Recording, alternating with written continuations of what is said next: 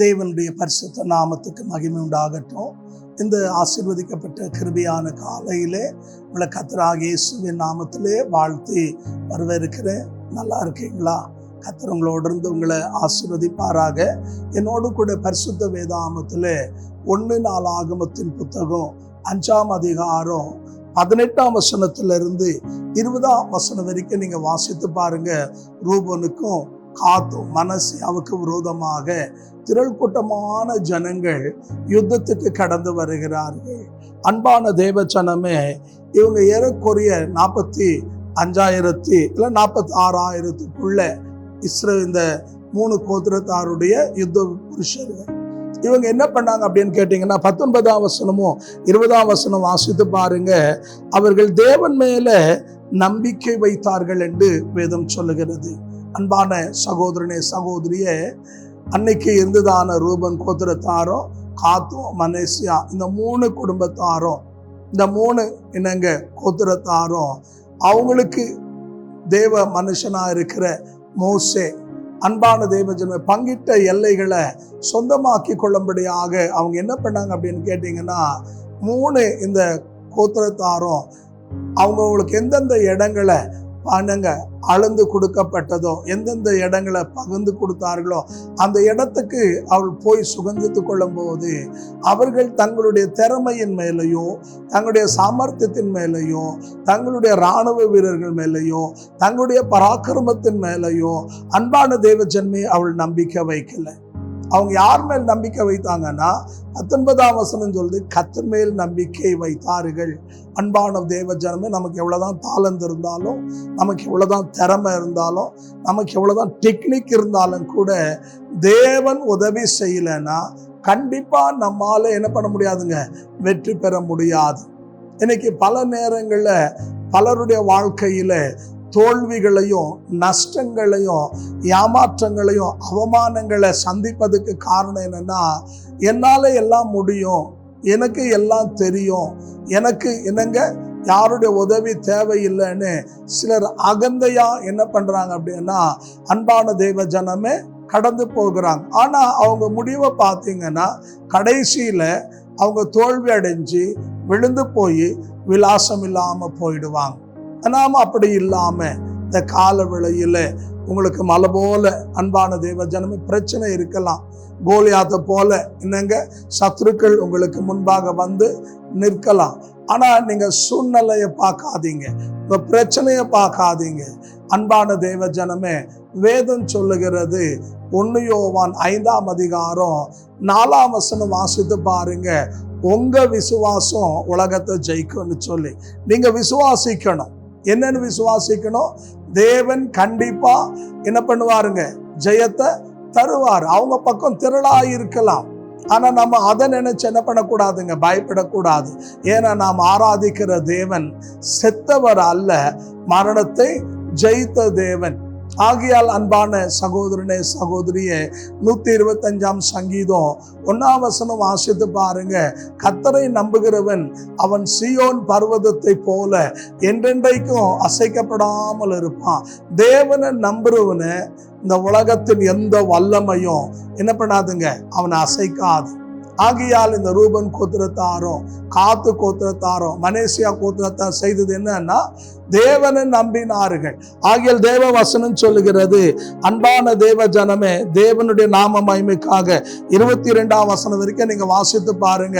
அவருடைய சத்துருக்கள் எல்லாம் என்ன செய்யப்பட்டாங்க, தோல்வி அடைந்தார்கள். எப்போ நம்ம தேவன் மேல் நம்பிக்கை வைக்கிறோமோ அன்பான தேவ ஜனமே, தேவன் நம் பட்சமாக நமக்காக என்ன பண்ணுவாருன்னா யுத்தம் பண்ணுவார். நீங்க அதுல 21ஆம் வசனம் வாசித்து பாருங்க. தேவ வசனம் சொல்லுது, தேவன் அன்பான தேவ ஜனமே அவர் நிமித்தமாக யுத்தம் பண்ணினார், அவருடைய சத்துருக்களை அவர் கொன்றார் என்று வேதம் சொல்லுது. ஆகையால நம்ம அடிச்சா ஒருத்தர் 2 பேர் தான், ஆண்டவர் அடிச்சா வேரோடு போயிடும், ஒன்றும் இருக்காது. ஆகையால் நம்ம என்ன பண்ணணும்னா தேவனை நம்பணும், தேவன் மேல் நம்பிக்கை வைக்கணும். தேவன் மேல் நம்பிக்கை வச்சா கண்டிப்பா அன்பான தேவ ஜனமே தேவன் பெரிய காரியங்களை செய்வார். நீங்கள் 18ஆம் சங்கீதம் 27ஆம் வசனம் வாசித்து பாருங்க. தாவீது சொல்லும்போது சொல்றாரு, உம்மாலை நான் சேனைக்குள்ளே பாய்வேன், உம்மாலை நான் மதிலை தாண்டுவேன், தாவீதுக்கு என்ன தெரியும்னா, என்னால் இல்லப்பா, எல்லாம் தேவனால முடியும். இன்னைக்கு பல சத்துருக்களால, பல பிரச்சனைகளால, பல போராட்டங்களால இருக்கிறீங்களா? ஒன்றும் செய்யாதீங்க, ஆண்டவரே நீங்க பார்த்துக்கங்க அப்படின்னு சொல்லி உன் பிரச்சனையை தேவனுடைய பிரச்சனையா மாற்றி, என்னங்க உன் யுத்தத்தை தேவனுடைய யுத்தமா மாற்றி, அன்றை என்னால் ஆகாது உம்மாலே ஆகும்னு நீங்க தேவனுடைய கையில கொடுங்க. கர்த்தர் கண்டிப்பா என்ன பண்ணுவாருன்னா, உன் சத்துருக்களை நிர்மூலமாக்குவார். நீங்கள் 66ஆம் சங்கீதம் 1-2 வாசித்து பாருங்க. வேதம் சொல்லுது, கர்த்தர் எழுந்தருளுவார், சத்துருக்கள் என்ன ஆவாங்களாங்க? வெட்டுண்டு போவார்கள். அப்போ தேவன் நமக்காக என்ன பண்ணுவாருங்க? யாவற்றையும் செய்கிற தேவன். ஆகையால இந்த கால வேளையில தேவ சமூகத்துல அன்பான சகோதரனே சகோதரிய, தேவனை நம்பின மனுஷன் தோத்ததாகவோ கெட்டதாகவோ தோல்வி அடைந்ததாகவோ சரித்திரமே இல்லைங்க. மனுஷனை நம்பினவங்க விழுந்து போயிருக்கிறாங்க, நண்பர்களை நம்பினவங்க கைவிடப்பட்டிருக்கிறாங்க, பணத்தை நம்பினவங்க விழுந்து விலாசம் தெரியாம போயிருக்கிறாங்க. ஆனா தேவனை நம்பினவங்க விழுந்தும் எழுந்து நின்று இருக்கிறாங்க. ஆகையால் இந்த கால வேளையில நீங்க தேவனை நம்புங்க, உங்க நிலைமை தேவன் மாத்துவாரு. கண்டிப்பா தேவனால ஆகாதது ஒண்ணுமே இல்லை. ஏன்னா வசனம் சொல்லுது, அன்பான தேவ ஜனமே, நீதிமொழிகள் 23:18 வாசித்து பாருங்க, நிச்சயமாய் முடிவு உண்டு, உன் நம்பிக்கை வீண் போவாது என்று சொல்லி நீ தேவனை நம்பினா கண்டிப்பா உன் கண்கள் அதிசயங்களை காணும்.